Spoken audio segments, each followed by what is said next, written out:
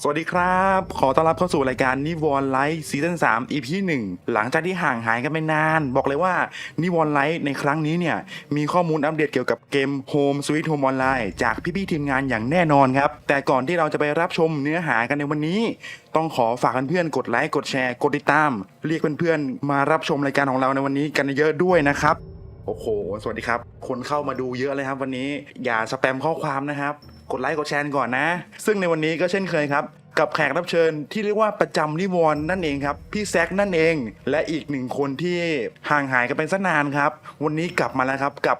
MC คู่ใจน้องเจนครับผม สวัสดีค่ะ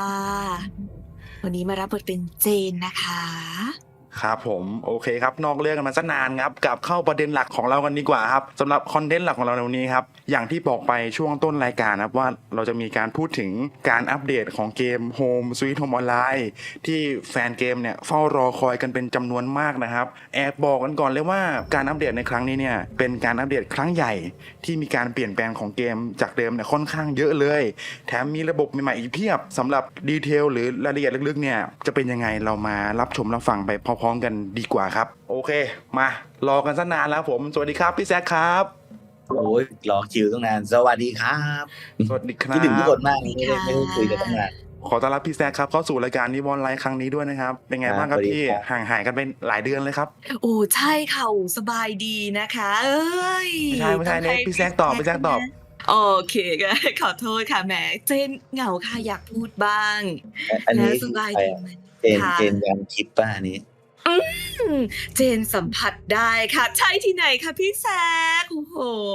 เล่นมุกซะด้วย ก็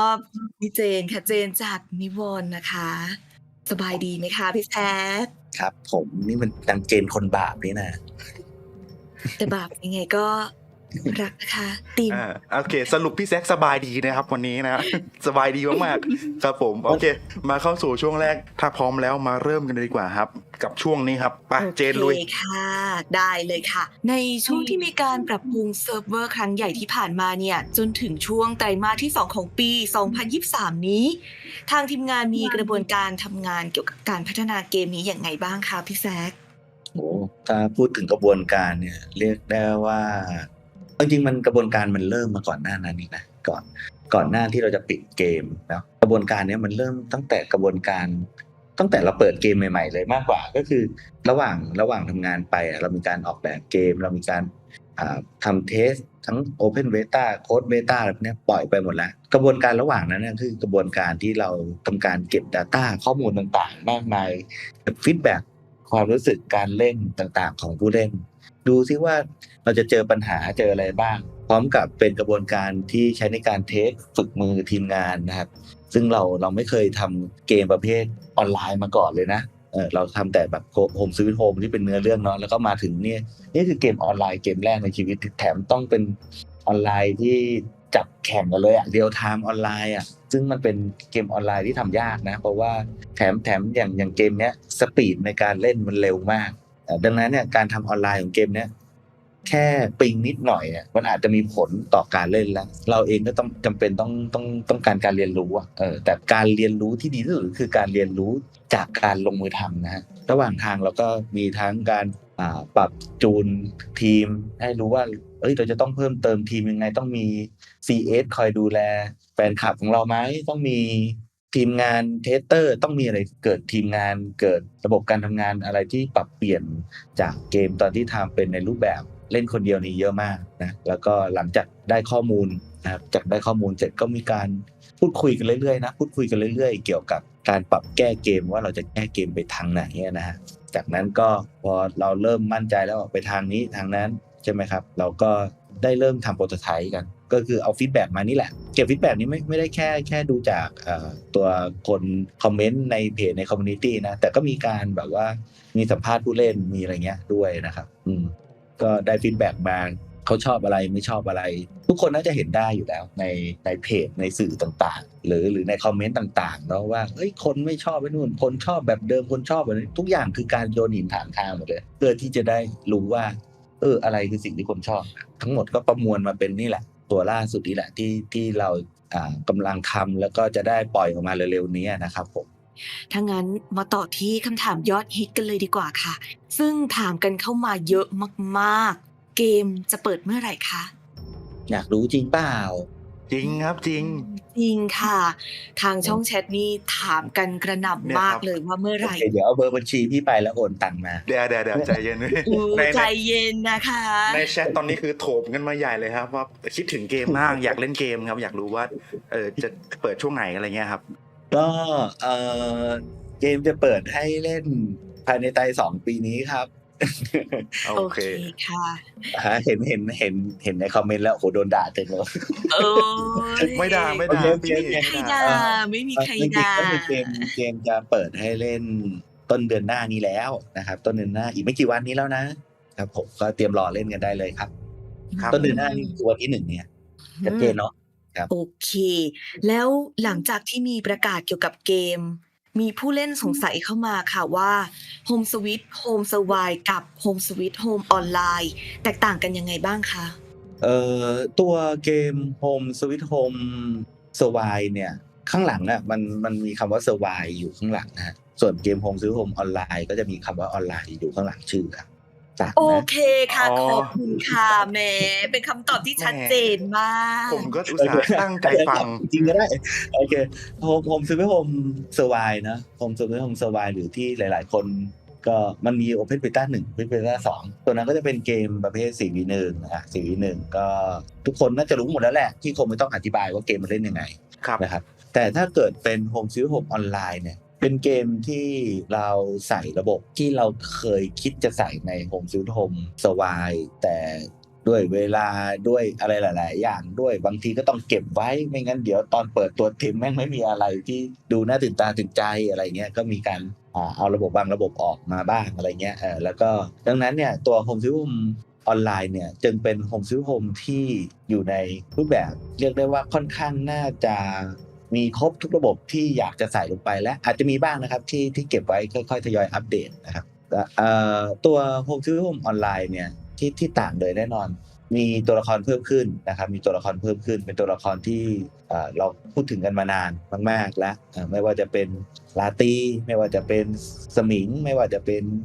ผีญี่ปุ่นคนนั้นที่ทุกคนก็เห็นมันมาตั้งแต่แรกตั้งแต่ในทีเซอร์เกมเนาะแล้วก็ยังมีเซอร์อื่นๆด้วยที่เราเตรียมเอาไว้แต่เรายังไม่ได้บอกว่าเป็นใครอะไรยังไงนะครับแล้วก็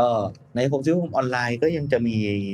ระบบที่เพิ่มเติมมาอีกไม่ว่าจะเป็นระบบที่ทำให้เกิด Progression Player ซึ่งจริงๆเกมที่ดีควรจะมีนะ Progression Player ก็อย่างเช่นเกมที่สามารถเก็บเลเวลได้เกมที่สามารถ guiding ตัวละครได้พวกนี้มันก็เป็น Progression ที่ทำให้ Player ตัวละครของ Player ค่อยๆเติบโตได้จริงๆเราก็อยากจะใส่มันมาตั้งนานแล้วแล้วก็อันนี้ก็เป็นฤกษ์งามยามดีที่จะใส่มันลงไปนะครับแต่ว่าตัวนี้ก็จะทำให้ผู้เล่นเนี่ยสามารถมีเป้าหมายในการเล่นได้มากขึ้นแถมสิ่งที่เราใส่เข้าไปเพิ่มขึ้นไปอีกก็คือเราทำให้ตัวเกมนี้สามารถเกิดการปรับแต่งตัวละครได้ยืดหยุ่นหรือผสมผสานความสามารถกันได้สนุกสนานมากขึ้นไปกว่าเดิมนะครับผ่านทางระบบ Curse และ Relic ที่สามารถที่จะปลดล็อกความสามารถของตัวละครตัวนี้ไปให้ตัวอื่นได้นะครับถ้าเขาเก็บเลเวลของตัวละครตัวนี้จนเต็มแล้วก็จะปลดล็อกเอาไปใช้กับตัวละครอื่นได้เลยอย่างเช่นง่ายๆเลยนะมีวาร์เดนอยู่ตัวนึงนะมีวาร์เดนอยู่ตัวนึงที่ใช้ระบบที่ทุกคนรอคอยได้เนี่ยที่ทุกคนถามหากันมันหายไปไหนอยากจะใช้เหลือเกินเนี่ยระบบที่เราเรียกว่าสเปกเตอร์โหมดนะแต่ว่าหลายๆคนก็จะเรียกว่าเฟสผีเฟสอะไรพวกนี้มันก็จะทำให้ผีทุกตัวสามารถใช้เฟสได้ด้วยนะครับถ้าเล่นตัวละครตัวนั้นจนอัพเลเวลมันจนเต็มแล้วก็เฟสนั้นก็จะทำให้ผีตัวอื่นใช้เฟสได้ด้วยแล้วก็ลองคิดดูว่านี่ละกันนะครับเฟสได้มันจะเป็นยังไงถ้าผีตัวอื่นๆเฟสได้มันจะเป็นยังไงอย่างเดลิเกอร์เฟสได้มันจะเป็นยังไงนะครับมันก็จะสนุกขึ้นเนาะในการปรับแต่งตรงนี้นะครับมีอีกหลายลิลิกของผีเลยหรือของคนด้วยนะที่เอาไปใช้ด้วยกันแล้วเกิดมิกเป็นทักษะการเล่นสไตล์ใหม่ได้เลยนะครับอันเนี้ยก็น่ามีอะไรให้น่าค้นหาอีกเยอะเลยแถมตัวร้านค้านะตัวร้านค้าต่างๆนะครับเราทำให้มันดีขึ้นเราทำให้มันน่าจะถูกใจผู้เล่นมากขึ้นแน่นอนเลยมีระบบการันตีนะร้านค้าการันตีที่ ผู้เล่นจะมั่นใจได้แน่นอนว่าจะได้ของแรง SS อย่างแน่นอนนะครับแถมมีสกินพิเศษอื่นๆขึ้นมาอีก แล้วเราก็ยังมีนะครับมีไอ้ตัว accessory ของตัวละครของเราแบบใหม่ที่เราเรียกไทป์มันว่ากอรี่ไทป์นะครับไอ้ตัวเนี้ยจะมีคุณสมบัติพิเศษนะเดี๋ยวคุณสมบัติแบบไหนผมว่าเดี๋ยวไปดูกันในเกมดีกว่านะครับอันนี้ดีแน่นอนนะครับอันนี้ถือว่าเป็น tier accessory ประเภทสูงสุดแล้วก็การเปิดหม้อนะครับเปิดหม้อเนี่ยเราก็ยังใส่ระบบที่ทำให้คนเปิดหม้อเยอะๆเนี่ยสามารถเป็นเรียกว่าเป็นระบบที่ตอบแทนสมนาคุณสำหรับคนที่ชอบเปิดหม้อแล้วกันมันเป็นโปรเกรสชั่นของการเปิดหม้อยิ่งเปิดหม้อเยอะมันก็จะเริ่มยิ่งปลดล็อกสกินหรือไอเทมดีๆนะครับที่เราวางไว้ตามระยะทางว่าคุณเปิดหม้อไปแล้วกี่ใบมันจะได้ไอเทมชิ้นนี้อะไรพวกเนี้ยเราก็จะมีเอาไว้ให้สมนาคุณนะครับสำหรับคนที่ชอบเปิดหม้ออะไรอย่างเงี้ยนะระบบเยอะมากนะและที่สำคัญเลยก็คือตัวเกมตัวเนี้ยรูปแบบการเล่นเนี่ยมีโหมดใหม่เกิดขึ้นมาโดยโหมดเนี้ยมันก็เป็นโหมดที่คิดมาอย่างดีเลยว่าถ้าทำสิ่งนี้ลงไปเนี่ยมันจะแก้เพนพอยต์ต่างๆของเกมประเภท 4v1 ได้ตัวนี้ก็คือโหมดที่เราเรียกว่า Battle Mode นะครับในเกมนี้นะครับคนอาจจะแบบว่าเอ๊ะผมได้ข่าวว่ามันเป็นเกม 4v4 ไปแล้วมันจะ 4v1 ยังไงอะไรอย่างนี้ใช่ไหมไอ้ตัว Battle Mode เนี่ยใช่ครับมันอาจจะไม่ได้เรียกว่าเกม 4v1 แล้วแต่จริงๆแล้วอารมณ์รูปแบบการเล่นฟีลลิ่งการเล่นเหมือนเดิมเลยนะเหมือน 4v1 เลยนะแต่มันจะสามารถแก้ปัญหาเพนพอยต์ต่างๆที่เกิดจากความไม่สมดุลต่างๆของ 4v1 อย่างแน่นอนแถมยังได้อรรถรสแบบ 4v1 ได้ด้วยนะครับน่าจะไม่เคยเห็นในเกมไหนที่แก้ปัญหาเหล่านี้แล้วทำออกมาเป็นเกมรูปแบบนี้มาก่อนเลยนี่น่าจะเป็นช่องแรกในโลกเลย รอ อะ เล ไร ยครับ นั้นใช่ รอแล้วแล้วก็ เปลี่ยนอารมณ์เลยนะ ใช่ครับแล้วก็ยังมีอีกระบบหนึ่งครับที่ผมเห็นเขาประกาศมาแล้วทางหน้าแฟนเพจนะครับอยากให้พี่แซคอธิบายเพิ่มเติมอีกนิดนึงครับก็คือระบบ Stamina is back ครับจะบอกว่ามันต่างจากเดิมก็ไม่เชิงนะแต่เอางี้มันไม่ได้ต่างจากเบต้าหนึ่งนะครับมันเป็นสิ่งที่พิสูจน์ให้เห็นชัดเจนเลยว่าทีมงานสนใจความรู้สึกของผู้เล่นมากๆไม่ว่าจะเป็นเนี่ยสเตมิน่าไม่ว่าจะเป็นอะไรหลายๆอย่างที่ทุกคนเรียกร้องกันเราก็ดึงเอากลับมาให้หมดเลยซึ่งตรงนี้ก็หวังว่าหลายๆคนน่าจะถูกใจแล้วก็ชื่นชอบนะครับ ก็คือทางทีมงานก็ทำตามฟีดแบ็กจากผู้เล่นนะครับแล้วก็ใช้ส่วนนี้ในการพัฒนาเกมต่อไปครับผมพอพูดถึงเรื่องระบบใหม่ๆแล้วครับพี่ที่เข้ามาแล้วเนี่ยที่ขาดไม่ได้อีกเรื่องนึงคือเรื่องตัวละครใหม่ที่พี่แซคต้องอธิบายในส่วนนี้นะครับว่าตัวละครที่ทุกคนเฝ้ารอคอยเนี่ยที่ดาราตีจะเข้าเกมจริงๆใช่ไหมครับ ไม่เข้าแล้วพี่จะกล้าโปรโมทไหมอ่ะ โอ้ยเข้าครับ เดี๋ยวปลายปีนี้ก็เข้าแล้วครับ ครับผม ไม่ใช่โอ้ ผม พิมพ์ ต้อ ด่าง การ นะ คำตอบนี้ นี่คนพิมพ์ด่าเยอะโอเค อุ้ยไม่มีใครด่าค่ะ ทุกคนดีใจ ดีใจ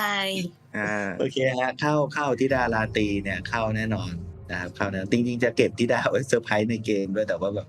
เอาบอกเลยก็ได้อะไรเงี้ยก็ว่ามีที่ดาอะไรเงี้ยก็เข้าเลยตั้งแต่วันแรกที่เกมเปิดเลยฮะ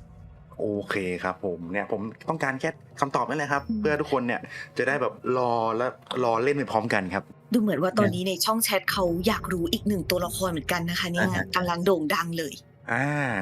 ใช่แล้วผมก็คือนอกจากที่ดาราตีแล้วเนี่ยเมื่อสัปดาห์ก่อนเนี่ยทางทีมงานได้ปล่อยรูปโปสเตอร์เป็น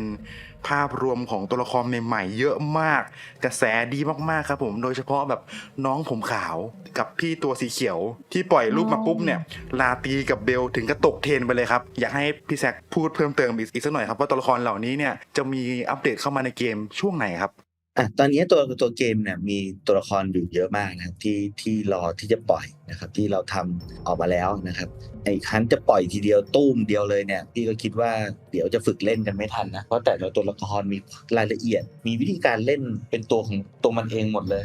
ผมคิดว่าน่าจะเลือกใช้กันแบบไม่ถูกเลยแหละดังนั้นเนี่ยเดี๋ยวไอ้ตรงเนี้ยจะทยอยปล่อยนะครับทยอยปล่อยเพื่อให้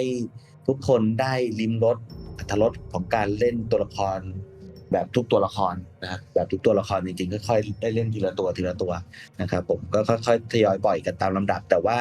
มั่นใจได้เลยว่าไม่ใช่รอ3เดือนไม่ใช่รอ2เดือนอย่างนั้นเราเรียกว่านานมากเราจะอัปเดตกันแบบทียิบต่อเนื่องไปเรื่อยๆเลยนะฮะ ก็ไม่นานเกินรอแน่นอนตัวละครเหล่านั้นจะได้เล่นนะครับ อาจจะเร็วกว่าที่คุณคาดไว้มากๆเลยฮะ เฝ้ารอติดตามกันต่อไปนะครับ มาแน่ๆครับพี่แซคคอนเฟิร์มครับเราพูดกันถึงเรื่องระบบใหม่ก็พูดไปละตัวละครใหม่ก็บอกกันไปเมื่อกี้ละยังขาดอะไรครับเจนครับ แมปใหม่ยังไงล่ะคะพี่แมน อ๋อใช่แล้วครับผมแมปใหม่ที่จะเข้ามาใน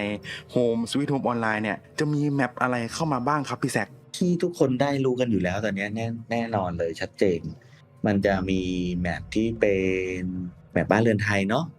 แมปบ้านครูสมัยนะครับแบบบ้านครูสมัยแล้วก็มีอีกแมปหนึ่งนะครับอีกแมปหนึ่งก็จะเป็นแมปที่เราเคยปล่อยชื่ออย่างไม่เป็นทางการไปว่าป่าขโมดอันนั้นก็จะเป็นแมปอีกอันนึงนะครับที่เราทำมาจากป่าในภาคใต้นะครับสองแมปนี้จะมาก่อนแต่ก็เหมือนเดิมครับคอนเทนต์ของเราเนี่ยจะค่อยๆทยอยปล่อยแบบทีๆนะแบบทีๆแต่ทีแค่ไหนเดี๋ยวไปดูกันนะครับเดี๋ยวไปดูกันได้เลยรับรองว่าเล่นตัวเดิมหรือเล่นฉากเดิมไม่ทันจะได้เรียนรู้มันหมดเลยของใหม่มาแล้วยังจะมีแมปอื่นๆนะครับเพราะว่าเกมประเภทเนี้ยหลายๆเกมมันก็จะนิยมตัวละครใหม่มาพร้อมแมปใหม่อะไรพวกนั้นอยู่แล้วนะครับเราก็จะมีแมปใหม่ที่เตรียมไว้นะครับสำหรับที่ให้มันได้อรรถรสไปตามการเล่นจากตัวละครต่างๆด้วยนะครับแต่ว่าอาจจะไม่ได้ครบทุกตัวละครจริงๆนะก็ต้องบอกไว้ก่อนเพราะว่ามันเยอะจริงๆทำไม่ไหวนะฮะแต่ว่าถ้าได้มีเวลาในการอัปเดตไปเรื่อยๆก็หวังว่าทุกตัวละครจะมีแมปของตัวมันเองได้ในที่สุดในอนาคตนะ ก็คือเป็นแมปประจำตัวละครเลยนะฮะถ้าอย่างนั้น ทำนองนั้นเอาเป็นว่าแค่มันเข้าธีมกันก็โอเคแล้วล่ะเมื่อกี้นี้เนาะเรามีการพูดถึงระบบใหม่ตัวละครใหม่แมปใหม่นะฮะร้านค้าใหม่อีกอย่างหนึ่งที่มีการอัปเกรดเพิ่มขึ้นไปอีกแล้วนะครับกราฟิกไม่ว่าจะเป็นด่านฉากหรือแม้แต่หน้าล็อบบี้นะครับหน้าเมนูอะไรต่างๆทุกอย่างเปลี่ยนไปหมดเลยนะครับเปลี่ยนไปหมดเลยจริงๆตัว user interface ทั้งหมด UX UI ในเกม change ใหม่ทั้งหมด develop ขึ้นมาใหม่ทั้งหมดนะครับอย่างที่บอกครับว่าเราดู feedback แล้วก็ดูการเล่นของผู้เล่นเก็บข้อมูลมาอย่างยาวนานทุกอย่างเอามาปรับปรุงเอามาคิดวิเคราะห์แยกแยะนะครับเนี่ยแหละทำออกมาเป็นสิ่งใหม่ขึ้นมาก็หวังว่าจะถูกใจผู้เล่นมากกว่าเดิมนะครับแล้วก็ดูเป็นเกมที่ดูสมบูรณ์มากขึ้นนะกราฟิกสวยงามมากขึ้นอันนี้อย่างที่เห็นนี่เลยสวยขึ้นจริงๆด้วยค่ะสวยขึ้นทุกอย่างครับยกเว้นเจนอุ๊ยทำไมไม่เป็นเบลแล้วล่ะคะพี่แซคโถอุ๊ยเบลสีตัวไหนล่ะคะเราลืมมันไปแล้วนะจริงๆตอนเนี้ยเบลร้องไห้แล้วค่ะจำได้ว่าเรามีแต่ลาตรีนะครับตอนนี้เบลไม่คุ้นชื่อเลยฮะตกเทรนไปแล้วครับตอนนี้ครับผมตกเทรนเรียบร้อยอย่างที่เห็นไปนะครับในฟุตเทจวิดีโอเมื่อกี้ครับที่เราเปิดให้ดูว่าเนี่ยเรามีการอัปเดตกันเยอะมากๆนะครับภาพสวยกราฟิกนี่คือจะเต็มครับอัปเกรดมาอย่างดีแน่นอนครับอีกเรื่องหนึ่งที่สำคัญเลยก็คือสิ่งที่ทีมงานให้ความสำคัญกับมันเหมือนกันก็คือการ optimize ต่างๆก็พยายามทำให้ตัวเกมเนี่ยมีการเล่นที่ลื่นไหลมากยิ่งขึ้นนะครับบั๊กต่างๆที่เคยมีอยู่ทั้งหมดก็พยายามแก้เท่าที่เราจะแก้ได้เลยหาเจอเลยนะครับตอนนี้ก็เท่าที่ลองเช็คลองตรวจเล่นภายในเนี่ยก็ถือว่าเจอน้อยมากนะครับเจอน้อยมากถ้าทุกคนเล่นแล้วเจอกันยังไงก็ช่วยรีพอร์ตด้วยนะครับเพราะว่าผมคิดว่าการเทสภายในด้วยคนไม่กี่คนเนี่ยยังไงก็สู้การเทสด้วยคนแบบเป็นหมื่นคนเงี้ยไม่ได้หรอกยังไงมันก็ต้องเจอนะครับแต่ถ้าเจอปุ๊บเหมือนเดิมฮะทีมงานเราเป็นทีมงานบอกแก้บั๊กอะไรพวกเนี้ยหรือคอมเมนต์อะไรพวกเนี้ยเราอยู่สุขไม่ได้ครับเราร้อนรนมากอยากจะแก้ไขมันสุดๆอยู่แล้วไม่ต้องห่วงเลยนะครับเพราะว่าเป็นทีมงานที่แคร์ความรู้สึกผู้เล่นมากจริงๆนะครับผมว่านี่น่าจะเป็นเกมที่แบบผู้พัฒนากับคนเล่นอยู่ใกล้ชิดกันมากที่สุดในโลกแล้วนะใช่ครับจริงเลยก็เสริมนิดนึงครับผมถ้าเกิดว่ามีปัญหาตรงไหนนะครับที่เกี่ยวกับเกมหรือสงสัยตรงไหนนะครับก็ส่งอีเมลเข้ามาได้หรืออินบ็อกซ์เข้ามาได้ใน Facebook Fanpage ครับก็จะมีแอดมินมีทีมงานคอยตอบให้ตลอดครับผมแจ้งมาได้หมดเลยนะทุกเรื่องเลยนะก็คือแจ้งใน Facebook Fanpage ก็ได้แจ้งในช่องทางนะครับของ CS ของเรานะครับแจ้งผ่านอีเมลก็ได้นะครับแต่จะให้ดีแจ้งผ่านอีเมลจะชัดเจนมากกว่าว่าจะถึงตาทีมงานมากกว่าแน่นอนเพราะว่าเรามีคนที่คอยอ่านอีเมลอย่างต่อเนื่องนะครับโอเคครับผมเจนเข้าสู่ช่วงต่อไปเลยครับ ได้เลยค่ะ เข้าสู่ช่วงท้ายของรายการกันแล้วนะคะ กับ Q&A คำถามจากทางบ้าน ซึ่งเป็นคำถามที่เจนเนี่ยได้รวบรวมคำถามเด็กๆ จากกลุ่มคอมมูนิตี้ของเกม พี่แซคพร้อมแล้วใช่ไหมคะ เรียกได้ว่าผมไปรวบรวมมาอย่างดีครับ ไปคัดคำถามเด็ดๆมาถามพี่แซคตรงนี้เลยครับพี่แซคพร้อมหรือยังครับ ตื่นเต้นแล้วอ่ะ มาเริ่มกันเลยค่ะ คำถามข้อแรก ถ้า Home Sweet Home ออนไลน์เปิดแล้ว Home Sweet Home Survive ยังเล่นได้อยู่ไหมคะ เราอ่ะมีการย้ายข้อมูลเนาะของผู้เล่นจากเกม Home Sweet Home Survive มายัง Home Sweet Home ออนไลน์นะครับทั้งหมดนะครับทั้งหมดเรียบร้อยแล้วนะแล้วก็ไอเทมทุกอย่างต่อเพิ่มเติมเลยก็ได้ว่า ครับ เห็นในคอมมูนิตี้เขามีการคุยกันเยอะนะถามแบบไม่สงสัยกังวลอะไรเงี้ยเยอะ ก็คือไอเทมทุกอย่างที่เคยอยู่ใน Home Sweet Home Survive ที่เขาเคยซื้อ เคยสุ่มได้เคยได้รับแจกหรืออะไรก็แล้วแต่นะครับไม่ว่าจะทำเควสหรือว่าด้วยวิธีการใดๆนะครับจะถูกดึง Data ข้อมูลเอามาใส่ใน Home Sweet Home ออนไลน์ทั้งหมดเลยดังนั้นสามารถมาเล่นต่อได้ใน Home Sweet Home ออนไลน์ทั้งหมดเลยนะครับส่วน Home Sweet Home Survive นะครับเอาจริงๆก็คือมันก็จะปิดก็ได้นะแต่ว่าเราแคร์จริงมันอาจจะยังมีผู้เล่นที่ชอบวิ่งแบบเดิมเนาะชอบวิ่งแบบเดิมชอบเล่นแบบเดิม ไม่ชอบสตามิน่าหรืออะไรก็แล้วแต่หรือแค่คิดถึงความหลังอยากจะเล่นแบบนั้นดูกับเพื่อนอยากจะแมทเมคกิ้งกันเองหรืออะไรเงี้ยอยากจะคัสตอมแมทกันเองอะไรเงี้ยก็ยังสามารถที่จะเข้าไปเล่นได้อยู่แต่ว่ามันจะมีปัญหาอยู่นิดนึงก็คือตัวระบบหลังบ้านของตัวเกมทั้ง2เกมเนี้ยเราเป็นการดึงข้อมูลจากตัวสวายมาใส่ออนไลน์เนาะเพราะออนไลน์เนี่ยคือตัวที่เราอยากจะให้ผู้เล่นเล่นจริงๆแล้วก็เป็นตัวที่อรรถรสการเล่นน่าจะสมบูรณ์แบบมากกว่าสวายเยอะนะครับดังนั้นพอเราดึง Data ทั้งหมดออกมาให้ตรงนี้ในส่วนของตัว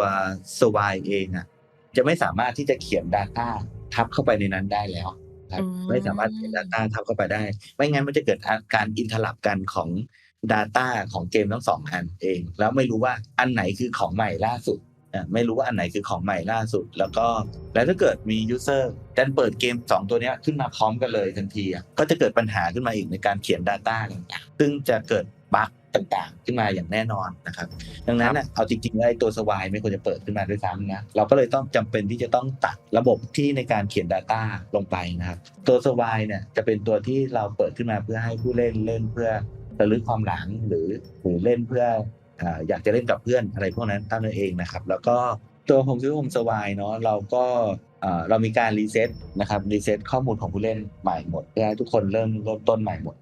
แต่ว่าเราไม่ได้เขียน Data เพิ่มนะคือตัวเกมเข้าไปเล่นได้อย่างเดียวแต่ว่าตัวละครเนี่ยจะเล่นได้ไปจนถึงตัวละครที่น่าจะเล่นไปได้จนถึงตัวนิลการนะครับนิลการเท่านั้นนะครับผมพอจะบอกได้ไหมคะว่ามีตัวไหนบ้างที่จะไม่ได้ให้เล่นไม่เข้าให้เล่นโอเคก็ตั้งแต่ตัวดอนขึ้นมาเดอะลิกเกอร์มานพเพชฌฆาตตาบอดเงี้ยแล้วก็ตัวยายคำอะไรพวกนี้จะเล่นไม่ได้แล้วก็แป้งสปอกด้วยโอเคค่ะมาต่อคำถามข้อต่อไปกันครับช่องแชทเขาถามมาเขาฝากมาครับผมอยากรู้สกิลของผีตัวใหม่ๆครับผมอย่างที่ดาราตีเนี่ยพอจะบอกได้ไหมครับว่าความสามารถของตัวละครนี้มันจะประมาณไหนครับ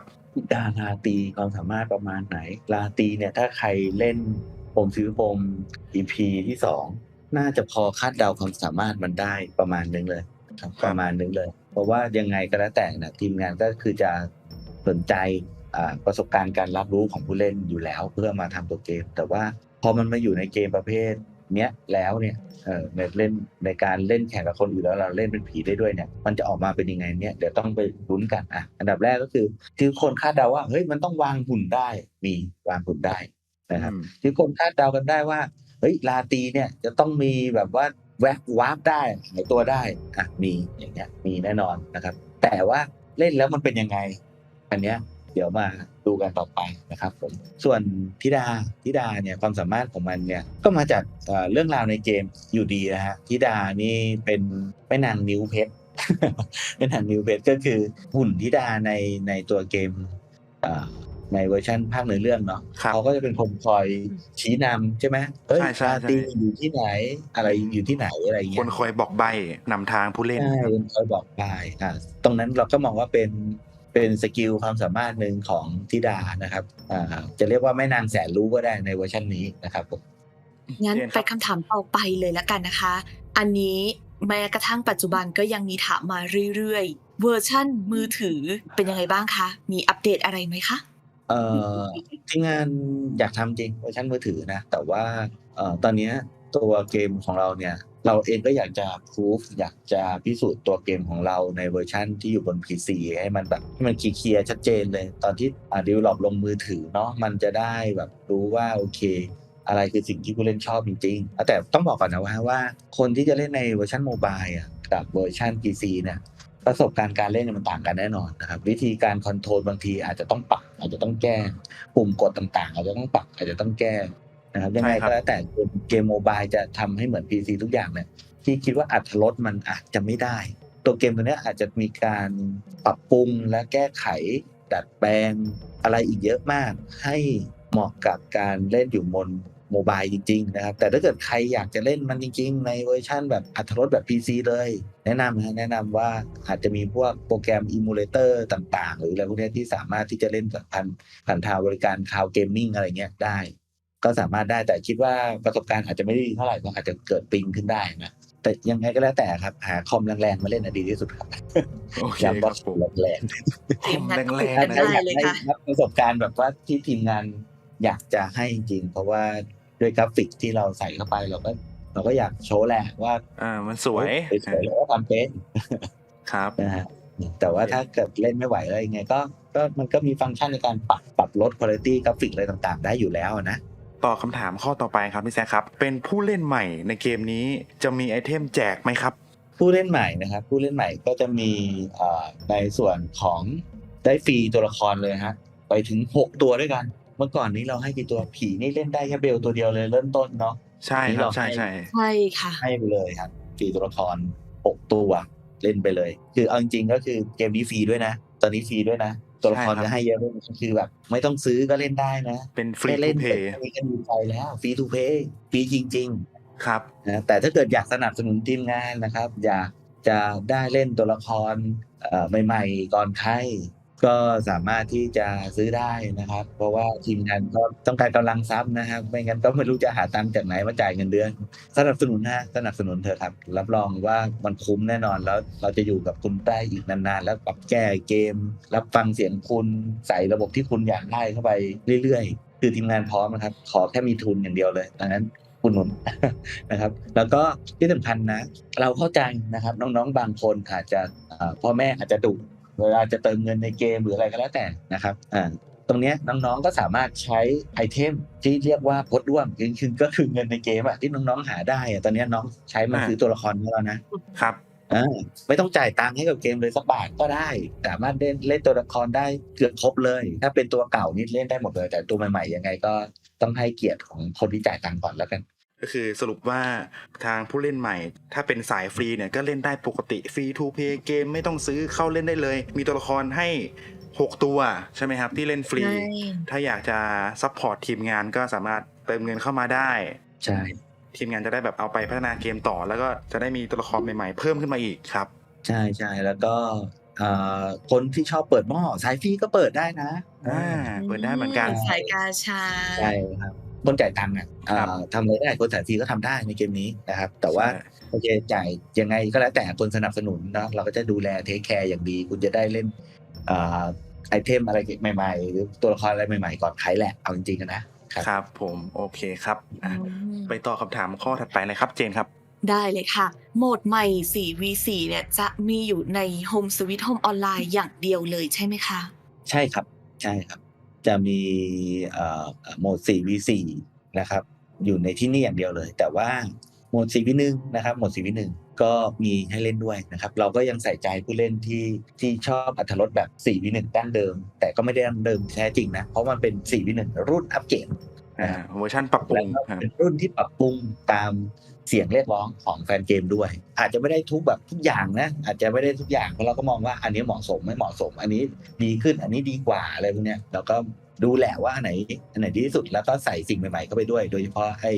ระบบเคิร์ดเรลิกต่างๆนะครับในการผสมผสานรูปแบบการเล่นใหม่ๆเนี่ยเราก็ใส่เข้าไปเล่นใน 4v1 ดั้งเดิมตรงเนี้ยได้ด้วยครับก็จะทำให้อรรถรสการเล่นเนี่ยเปลี่ยนไปจากเดิมอย่างมากแน่นอนนะครับคือสไตล์การเล่นนี่คือผมคิดว่าแบบโอ้มันมีสไตล์แบบว่าอย่างกับมัลติเวิร์สยังไม่รู้จบครับผมโอเคครับมาคำถามข้อสุดท้ายแล้วครับพี่แซคครับจากทางบ้านครับนายต้องชัดก็ถามมาเหมือนกันนะครับคำถามเดียวกันเลยครับผมว่าจะมีการจัดการแข่งขันทัวร์นาเมนต์อีกไหมครับตัวเกมตัวเนี้ยระบบที่เราไม่ได้พูดถึงเมื่อกี้นี้นะครับถ้าใครได้เล่นแล้วก็มีเพื่อนอยู่เยอะๆแล้วลองไปตั้งเป็นคัสตอมโหมดดูนะครับมันจะมีโหมดที่เกี่ยวข้องกับ e-sport นะครับอยู่ในนั้นนะครับซึ่งโหมดนี้นะครับไม่ว่าจะเป็นระบบ observer ต่างๆถูกพัฒนาปรับปรุงขึ้นมาเพื่อให้เหมาะกับการใช้ในงานแข่งขัน e-sport โดยเฉพาะเลยนะครับเราสัมภาษณ์ทั้งนักพากย์เราสัมภาษณ์ทั้งนักแข่งนะครับเราสัมภาษณ์ทั้งพิธีกรอะไรต่างๆนานาเพื่อให้รู้ว่าการทำเกม e-sport ที่ดีควรจะเป็นยังไงระบบที่ใช้ในการถ่ายทอดสดควรจะมีอะไรมาซัพพอร์ตบ้างนะตรงนี้เราก็คือทำกันบ้านกันมาอย่างดีแล้วก็ทำมันไว้ให้พวกคุณเล่นแต่ว่าในตรงเนี้ยนะครับในตรงเนี้ยก่อนจะถึงฤดูการแข่งขันเนี่ยยังไงก็แล้วแต่อาจจะยังมีการพัฒนาหรือปรับปรุงเพิ่มเติมอยู่นะเพราะว่าตอนนี้มันยังไม่ได้ถูกใช้จริงนะครับงานแข่งมีแน่นอนเตรียมมือได้เลยเตรียมฝึกกันได้เลยให้ดีนะฮะมีเงินรางวัลเป็นงานแข่งที่เรียกได้ว่าสนุกนะครับจะสนุกตื่นเต้นเร้าใจ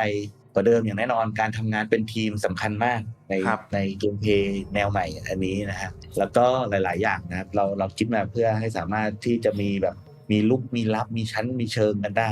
นะครับยังไงก็แล้วแต่ลองดูนะสำหรับคนที่ชื่นชอบการแข่งขันอะไรพวกนี้ฝึกมือให้ดีนะครับเรามีเงินรางวัลรอคุณอยู่แล้วก็มีกันทุกซีซั่นนะมีกันทุกซีซั่นเลยงานแข่งนะครับโอเคครับขอบคุณพี่แซคมากๆครับที่มาตอบคำถามจากทางบ้านในวันนี้ครับผมซึ่งผมอยากบอกกับผู้ชมไว้ก่อนนะครับว่าคำถามบางคำถามเนี่ยมีเข้ามาเยอะมากๆอาจจะหยิบมาตอบมาถามได้ไม่ครบนะครับแต่ว่าถ้าเพื่อนๆมีข้อสงสัยก็เหมือนเดิมครับสามารถสอบถามเข้าไปทางหน้าแฟนเพจอินบ็อกซ์ได้หรือจะส่งอีเมลได้นะครับถามเข้ามาได้เลยครับมีแอดมินคอยตอบตลอดครับใช่แล้วค่ะครับผมวันนี้ขอบคุณพี่แซคมากๆนะครับที่มาร่วมรายการนิวรณ์ไลฟ์ในครั้งนี้ครับขอบคุณนะคะผมคิดถึงทุกคนมากเลยไม่ได้แบบพูดออกอากาศสดๆนี้มานานแล้วตื่นเต้นพูดผิดพูดถูกไงขอโทษด้วยนะไม่เป็นไรครับพี่ท้ายสุดของรายการแล้วครับทางพี่ทีมงานหรือพี่แซคเนี่ยมีอะไรอยากจะฝากถึงผู้เล่นแล้วก็ผู้ชมไลฟ์ในวันนี้สักเล็กน้อยไหมครับไม่มีอะไรมากครับก็อยากให้ช่วยเล่นนะครับช่วยทดลองช่วยทดสอบช่วยเล่นช่วยสนับสนุนมีเจออะไรมีปัญหาอะไรถูกใจไม่ถูกใจยังไงก็อยากให้เขียนอีเมลเนาะรีพอร์ตเรามาหน่อยนะครับเราจะได้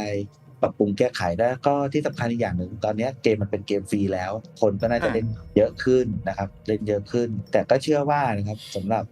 คนที่อาจจะใช้พวกโปรอะไรพวกนี้พวกเครื่องมือช่วยเล่นอะไรต่างๆนานามันอาจจะเกิดขึ้นมาก็ได้นะครับถ้าเกิดเกมเราได้รับความนิยมขึ้นมายังไงก็อยากจะให้ทางคอมมูนิตี้ทางทุกคนช่วยสอดส่องดูแลแล้วก็แจ้งทีมงานนะครับทีมงานพร้อมแบนนะครับเราไม่ได้แบนแค่ตัว user นะเราแบน IP นะดังนั้นก็แจ้งมานะครับขอให้เขาเข้าเล่นฟรีได้หลายรอบก็ตามนะครับเขาก็ยังต้องซื้อตัวละครซื้อทุกอย่างใหม่เหมือนเดิมนะแต่ว่าเราก็ไม่อยากให้พวกเขามีอยู่นะถ้าเกิดเรารู้ว่าใครเป็น user ที่ก่อความวุ่นวายก่อความรบกวนหรือใช้โปรแกรมช่วยเล่นเราก็คงจะเช็ค IP เขาเลยแล้วก็แบน IP เขาเลยเขาจะไม่สามารถกลับเข้ามาเล่นได้อีกก็ยังไงก็ต้องฝากทุกคนจริงๆต้องช่วยเป็นหูเป็นตานะครับเพื่อสังคมที่ดีของเกมเราต่อไปแล้วที่สำคัญก็ช่วยสนับสนุนทีมงานด้วยนะครับ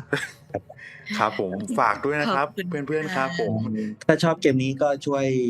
คอมเมนต์ดีๆให้เป็นกำลังใจกับทีมงานหน่อยก็ดีเหมือนกันเนาะจะทีมงานอ่านแล้วจะได้ชื่นใจเป็นกำลังใจนะครับกดหัวใจกันมาเยอะครับผมให้ทีมงานได้รู้สึกว่ามีพลังงานในการพัฒนาเกมต่อไปครับครับที่มั่นใจได้เลยก็คือทีมงานของเราเนี่ยทุกคนเนี่ยใส่ใจการทำงานและทุ่มเทอย่างมากจริงๆครับ เมื่อก่อนหน้านี้อาจจะมีบางคนอาจจะที่ไม่ได้ติดตามเราอย่างต่อเนื่องนะฮะอาจจะเข้าใจว่าเฮ้ยทีมงานไม่ปรับไอ้นู่นไม่ปรับไอ้นี่ไม่แก้นั่นก็ดีแต่จริงๆหลังบ้านเราทำงานกันอย่างแบบทุ่มเทเอาเป็นเอาตายเลยแต่ว่าหลายๆเรื่องมันไม่ใช่ว่าจะแก้ได้ง่ายๆหรือเราจะหาคำตอบจากมันได้ง่ายๆว่าไอ้ตรงนี้มันพลาดที่ตรงไหนนะครับถ้าเรามีเวลาเรายังไงเราก็ร้อนรนที่จะแก้ให้อยู่แล้วดังนั้นเนี่ยจริงๆก็คือแต่ถ้าเกิดคนที่อยู่กับเกมเรามาตลอดจะเห็นเลยว่าเกมเราอัปเดตถี่มากนะครับแก้ไขปัญหากันถี่มากปิดเซิร์ฟเวอร์ก็บ่อยมากเหมือนกันนะครับแต่ปิดก็เพราะแก้ไงเพราะว่าใส่ใจเราไม่อยากให้ผู้เล่นรับประสบการณ์หรืออดทนกับประสบการณ์การเล่นที่ไม่ดีถ้าเกิดเราแก้ได้ทันทีเราก็ปิดแก้เลยจะเห็นว่าถ้าเกิดอยู่กับเรามานานเนี่ยจะรู้ทันทีว่าพวกเราเต็มที่จริงๆนะครับแต่ถ้าเกิดคนที่เขาไม่ได้อยู่กับเราอย่างต่อเนื่องเขาอาจจะไม่เข้าใจแล้วก็เราก็เข้าใจได้เหมือนกัน ครับผมเชิญต่อเลยครับ ก็ขอบคุณทีมงานทุกๆท่านมากเลยนะคะ รวมถึงผู้ชมที่รับชมรายการนี้ตั้งแต่ต้นจนจบด้วยสำหรับใครที่มาไม่ทัน สามารถดูไลฟ์สตรีมนี้แบบย้อนหลังได้เช่นเคยนะคะ ครับผมก็ขอฝากเพื่อนๆนะครับเอาใจช่วยทีมงานในการพัฒนาเกมให้ดียิ่งขึ้นกันต่อไปอีกนะครับผมรวมถึงฝากติดตามข่าวสารข้อมูลอัปเดตของเกมเนี่ยได้ทั้งหน้าแฟนเพจ Facebook เลยครับผมรับรองว่าทางทีมงานเนี่ยมีอัปเดตอีกเพียบแน่นอนครับและนอกจากนี้เนี่ยเรายังมีช่องทางอื่นๆนะครับผมที่จะคอยอัปเดตเรื่องวิดีโอหรือคอนเทนต์ใหม่ๆนะครับสามารถติดตามมาได้ที่